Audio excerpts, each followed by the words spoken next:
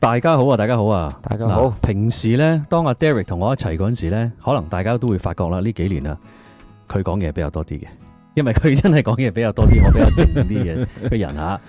咁但係咧呢一集咧，我相信咧主要問嗰個都係我啦啊，因為都頭先咪前大家都傾咗啦，都恭喜你啦，即係個女嗰度都搞掂埋啦，係啦，即係叫做我諗叫做移民過嚟嘅其中一件大事啊，即係可以叫做話 accomplish 咗啦。咁呢一集咧，我相信咧對好多家長啦，可能佢小朋友讀緊11、12班啊，尤其是會有興趣嘅，因為 Derek 咧就係我哋一個人版啊，佢係做咩事咧？人版咧。咁佢就有對仔女啦，咁就分別喺呢幾年嘅時間咧，就申請咗加拿大同埋美國嘅大學嘅。咁分別美國同埋加拿大嘅大學咧都收咗啦。咁所以咧，其實呢一集咧就到我訪問佢啦，因為我小朋友就 upcoming 就會準備報大學啦。咁啊，大家拭目以待啊！咁啊，聽下 Derek 嘅分享啦。咁啊，出發噶咯喎。OK，Let's go。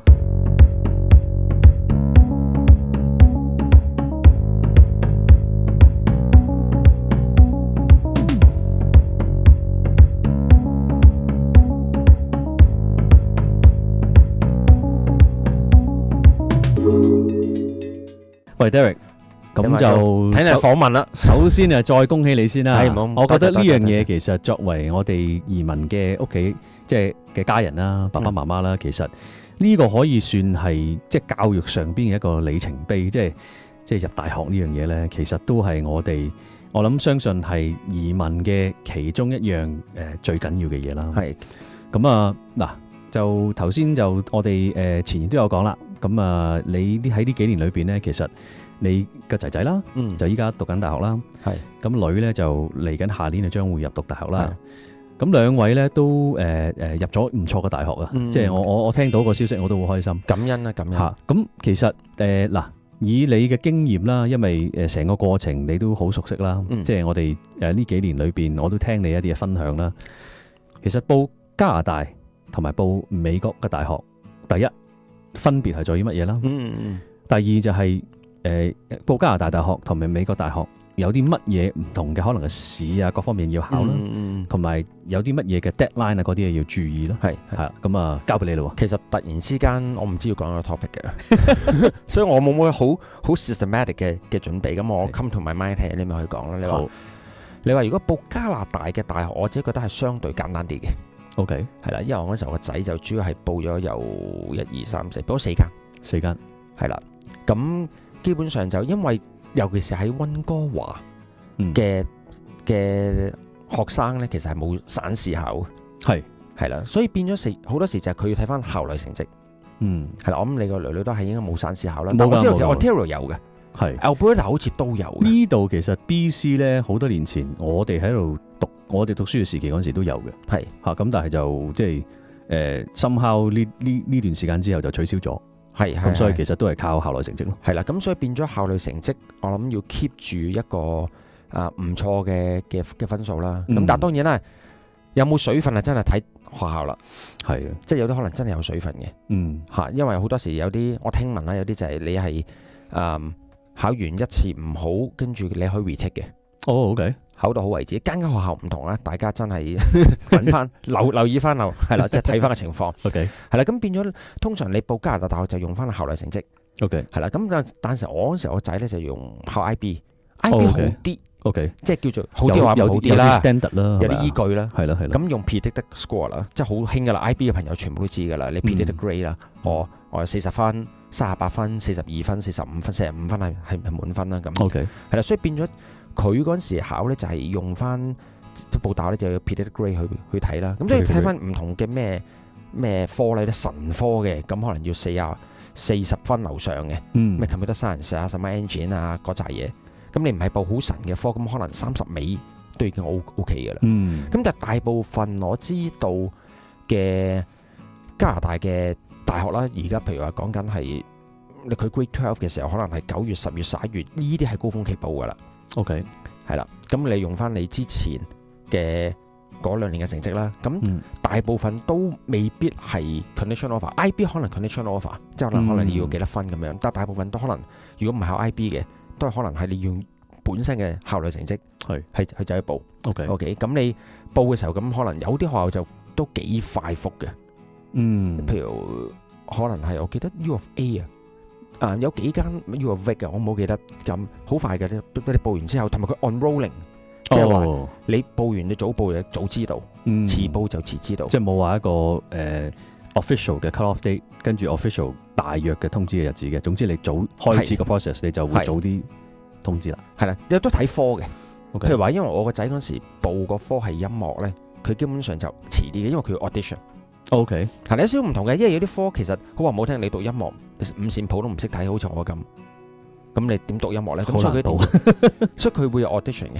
OK， 係啦，即係可能你報 violin 咁啊 violin 一定要拉到俾佢睇個。直情要去按即係去當場。係 UBC， 我嗰陣時係我記得嘅，農曆年初一嗰日，我載我個仔去 UBC。OK， 去當場去即係佢間房入去做一個類似 interview， 一個 audition 啦。OK， 係啦，即係傾下偈，跟住又聽佢演奏咁樣。你諗到係農曆年初一咯，即係講嘅係第2年嘅1、2月嘅事。OK， 所以其實好 depends 係咩科，但係有啲我知道已經可能係12月已經係知道結果。係啦，即係睇唔同係唔同科，係啦。咁但係相對會簡單啲嘅，因為你係我中意 U of T 咁咪報 U of T， 讀咩科？UBC 讀咩科？咁你咪報幾科又得，你自己決定嘅。即係佢又唔似香港有個聯招咁樣。有冇話即係譬如話，可能有啲朋友佢小朋友佢唔係話咁細個嗰陣時嚟啦，即係佢近可能10單11班嗰陣時，需唔需要好似我哋好多年前英文可能要考個 TOEFL 啊，或者一啲英文試？我記得係有嘅，我記得係要嘅。咁大家留意翻啦，即係如果你係真係 Grade 11嚟嘅時候，或者係 Grade 10。咁大家要問翻相對你嘅 counselor，究竟你哋要點樣去安排英文嗰個部分啦？即係 detail 嘅，可能你要即係少，即係我唔好記得 in my mind 係 grade 10定 grade 11，係啦。咁但係我知道，如果我 assume 如果你都喺呢度小學讀嘅，咁呢樣嘢就唔使太擔心啦。英文嗰部分係啦。咁報加拿大，咁加拿大就相對上即係咁講就寫嘅文書亦都係少啲嘅。少啲嘅。你可能有個 reference letter。係啦，亦都係睇下你咩係咩科，有啲就唔使添，直情係。我聽聞有啲 reference letter 都唔需要。咁 in general， 你 rolling 我見到就算而家可能係12月，咁其實已經係你見到即係社交媒體開始已經出到我個仔入咗邊間，入咗邊間啦咁樣，都已經有噶啦。12月、1月、2月係咁 roll 住出嚟噶啦。係啦，咁唔太複雜。美國就複雜少少嘅。係啦，美國近排我先知道原因一樣嘢叫做 ED。Early decision， 你嗰陣時可能唔知啦，你咁多年前報，我唔知佢而家冇啊，同舊時佢有 ED 就係喺11月1號截止嘅。11月1號你當10月尾啦，10月30號，咁 ED 係揀一間嘅啫。通常就係啲人衝你自己去最想讀嗰間嘅美國大學。都唔係所有美國大學都有 ED 嘅，但係 in general 大部分一啲譬如東岸出名嘅大學都會有。係啦，咁UC 即係 University of California 有另外一個體制，係啦，佢係12月唔知我唔 exact 邊日啦，12月幾日係自己一個 deadline 嘅。所以你要知道你想報嗰間大學嘅係屬於邊一範。係啦，咁佢有 ED 有 EA 叫 Early Action 係 Early Action 就報幾間都冇所謂嘅。我啲朋友就報一間 ED 就報5、6間、10間嘅 EA。係啦。咁你報完之後咧，就理論上12月初中開始就公佈結果噶啦。係啦，咁有啲叫好開心就係 ED 下車，就係搞掂咗 ED 咁就完晒啦，成件事。係啦，咁跟住就有 regular decision 啦，出年就係 RD。係啦，好多 ED 古靈精怪嚟嘅，好複雜。最慘就係你每報一間咧，你係 tailor make 佢哋嘅，你可能要每一間要寫3篇文。你報10間咪30篇文。你仲要攞好多唔同嘅 reference letter from 你嘅 counselor from 你學啲咩嘢嗰個老師一紮，睇嗰間大學需要啲乜嘢。所以都幾煩嘅。即係我個女係報一間 ED 啫，但係問題就係佢本身都係要寫3篇文。好認真嘅，我哋係揾人俾錢要揾人改嘅都。係啦，係雖然佢有啲 special 嘅 path 咧，但係我哋都叫認真少少啦，唔好太 hea。咁但係都揾人去改。咁你諗下，跟住你要揾啲 counselor 揾啲 reference letter， 即係揾老師寫咧，其實佢係可以針對每一間大學嘅。OK。咁如果你係報10間，咁我都成日諗緊，我點樣揾個 counselor 寫10封咧？即係可能佢改頭改尾，咁但係都煩。所以我知道香港有啲中學佢係即係有啲學生咧，有啲名校咧，佢係限制你哋唔可以超過10間。因為咁佢哋真係搞唔掂。係啦，即係你香港就 JUPAS， 但係佢有好一班香港嘅朋友係中意報美國大學噶嘛。係啦，所以變咗佢哋嘅準備功夫係多好多，同埋頭先所講啦，加拿大就唔使嘅，美國就要考一樣嘢叫舊試，不嬲有嘅，但係前2年就話 cancel， 而家好似翻嚟咧就係 SAT 同 ACT。係啦，我哋叫標準化嘅 standardized test，就係話你係入場券嚟嘅。係啦，咁大家知道，譬如話 SAT 就英文同數學啦，8888啦，一路都冇變啦。係啦，ACT 就36分滿分。而家佢啲新嚟嘅，即係但 roughly 而家就係36分滿分啦。咁譬如話你有啲朋友我要報藤校嘅 Ivy League， 係啦，報 Ivy League 嘅，咁基本上咧你可能係SAT 你1550或者樓上，咁你 ACT 係34分樓上，先至叫做入個門檻。係啦，入咗門檻之後再睇喎。我唔知你嗰時考幾多，我冇考，一定唔係1550啊！我話你知，我冇考。係啦，所以變咗加拿大就唔使嘅。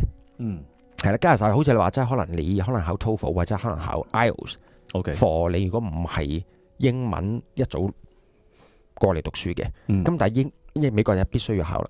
係啦，咁變咗，因為有啲朋友話好靚喎，因為我睇好多呢排好多做咗啲研究啦，譬如你可能係150、1580，TOEFL 可能係110分 ，and then 你即係講成篇嘢 GPA 嗰啲好靚嘅，4.0、3.9、3.8嗰扎嘢嘅，咁可能佢報嗰啲叫 Ivy League 咧都 reject 嘅。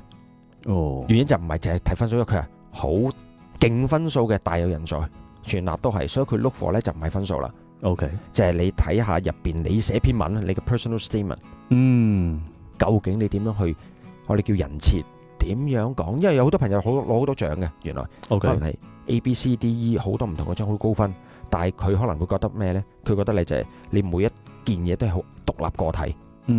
呢度考啲，嗰度考啲，究竟你有冇辦法可以串連咗佢做一個人設呢？而 reflect 到俾嗰個招生官覺得你究竟係一個屬於咩人？係咪我哋學校所要求嘅一個人？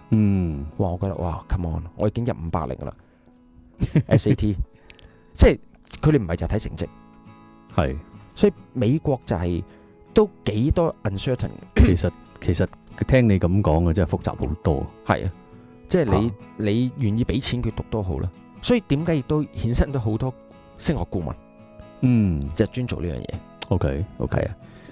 都幾 interesting， 即係雖然係美國同加拿大，咁即係兩個地方我都叫做涉獵過啦。咁你當然你講即係幾十年前嘅，同依家又好唔同啦。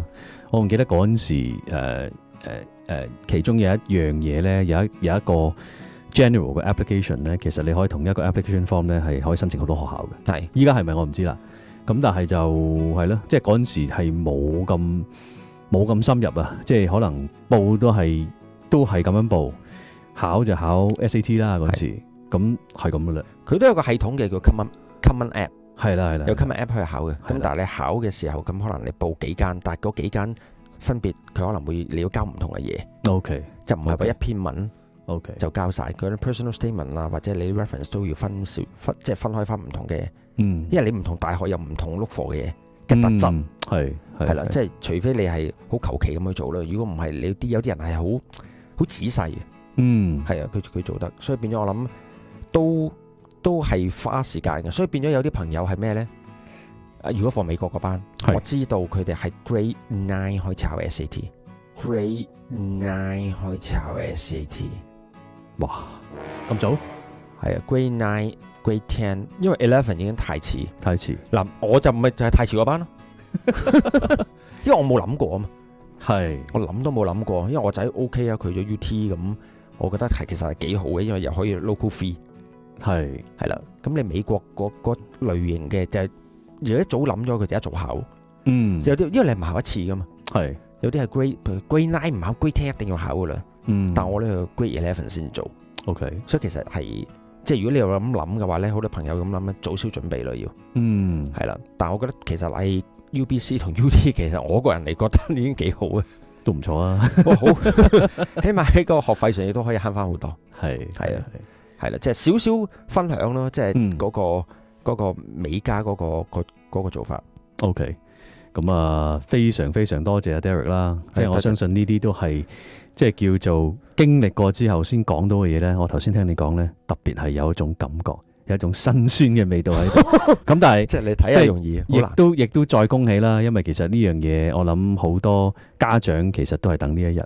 咁啊，即係無論你去到邊度，即係我諗小朋友去揾到佢自己心儀、佢自己中意讀嘅學校同埋佢讀嘅科目咧，其實係一件好幸福嘅事。我感恩啊，我感恩，即係呢幾年嚟到加拿大，我時都諗啊，各方面都可以啦，係啦，即係比上不足比下有餘。咁最緊要小朋友讀書上，亦都安排到喺一個加拿大，一個落咗美國讀書，咁我覺得成件事都即係要做嘅做咗啦，盡做咗俾佢啦，係啦，咁啊希望你嚟緊到你噶咯喎，係啊，Grade 11依家開始要密切留意呢件事同埋要做噶啦，係因為要遞交成績噶啦開始，即係啲人啲大學會睇嘅啦，即係你 Grade 11嘅成績開始，係咁咩什麼課外活動，其實加拿大都睇嘅，咩課外活動啊，你好似打波啊、volleyball 啊，可能有啲volunteer 啦，你要做翻啲 volunteer works 啦，咁我諗都係佢哋都會睇。